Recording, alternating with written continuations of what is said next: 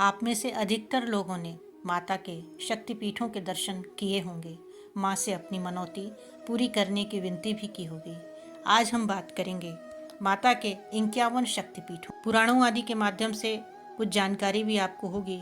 कुछ लोगों ने नवरात्र में या इसके बाद माता के सिद्धपीठों के दर्शन भी किए होंगे। तो आज हम जानेंगे शक्तिपीठों का जन्म कैसे हुआ, यह संख्या में कितने हैं, यह शक्तिपीठ कहाँ कहाँ हैं, इनका महत्व क्या है, और भी कई सारे सवालों के जवाब आपको मिलेंगे हमारे इस वीडियो में। माता के 51 शक्तिपीठ जो कि देवी पुराण में वर्णित हैं। तो आइए आगे बढ़ते हैं। देवी माता के पवित्र 51 शक्तिपीठ के दर्शन करने के लिए हमें कौन कौन से स्थलों पर जाना होता है और कहाँ सती माता का कौन सा अंग या आभूषण गिरा है, जानते हैं इसके बारे में। देवी भागवत पुराण में 108, कालिका पुराण में 26, शिव चरित्र में 51, दुर्गा सप्तशती और तंत्र चूड़ामणि में शक्तिपीठों की संख्या 52 बताई गई है। देवी पुराण के अनुसार 51 शक्तिपीठों की स्थापना की गई है और यह सभी शक्तिपीठ बहुत पावन तीर्थ माने जाते हैं। वर्तमान में यह 51 शक्तिपीठ भारत, पाकिस्तान, श्रीलंका और बांग्लादेश के कई हिस्सों में स्थित हैं। भारत में 42 शक्तिपीठ हैं, 1 शक्तिपीठ पाकिस्तान में है और 4 बांग्लादेश में हैं, 1 श्रीलंका में, 1 तिब्बत में तथा 2 नेपाल में हैं। अब बात करते हैं शक्तिपीठ क्या है।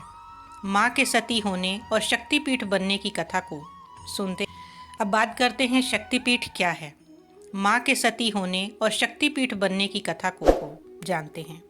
पौराणिक कथा के अनुसार ब्रह्मा जी को ब्रह्मांड का निर्माण करना था। उन्होंने देवी आदिशक्ति और भगवान शिव को प्रसन्न करने के लिए यज्ञ किया था। देवी आदिशक्ति प्रकट हुई। उन्होंने शिव से अलग होकर ब्रह्मा को ब्रह्मांड के निर्माण में मदद की। ब्रह्मा जी देवी आदिशक्ति को फिर से शिव से मिलाने का फैसला करते हैं। इसलिए उनके पुत्र दक्ष ने माता सती को अपनी बेटी के रूप में प्राप्त करने के लिए कई यज्ञ किए। दक्ष का यह यज्ञ सफल रहा और माता सती ने उनके यहाँ जन्म लिया।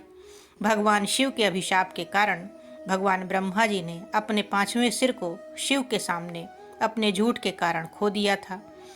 दक्ष को इसी वजह से भगवान शिव से द्वेष था और भगवान शिव और माता सती की शादी नहीं कराने का निर्णय लिया था। माता सती ने कठोर तपस्या की और अंत में एक दिन भगवान शिव और माता सती का विवाह हुआ।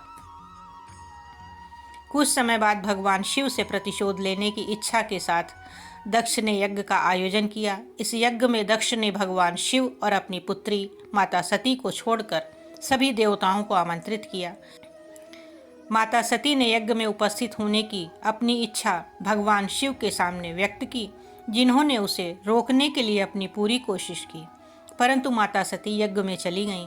यज्ञ के पहुंचने के पश्चात माता सती का स्वागत नहीं किया गया।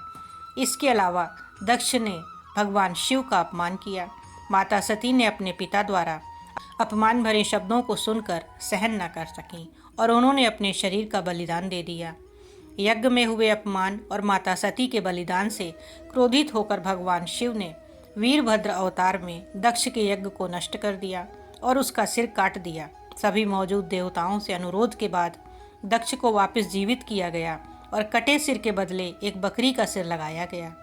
दुख में डूबे शिव ने माता सती के शरीर को उठाकर विनाश का दिव्य तांडव नृत्य किया। अन्य देवताओं ने भगवान विष्णु को इस विनाश को रोकने के लिए हस्तक्षेप करने का अनुरोध किया, जिस पर भगवान विष्णु ने सुदर्शन चक्र का इस्तेमाल करते हुए माता सती के देह के 51 टुकड़े कर दिए। माता सती के शरीर के विभिन्न हिस्से भारतीय उपमहाद्वीप के कई स्थानों पर गिरे और वह शक्तिपीठों के रूप में स्थापित हुए। ये 51 शक्तिपीठ भारत में ही नहीं बल्कि आसपास के देशों में भी मौजूद हैं।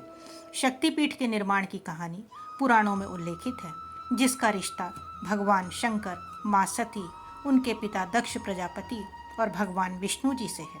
वीडियो के अगले भाग में हम बात करेंगे उन पवित्र स्थलों की जहाँ माँ के अंगों के रूप में एक असीम शक्ति विराजमान है और परम पूज्य है।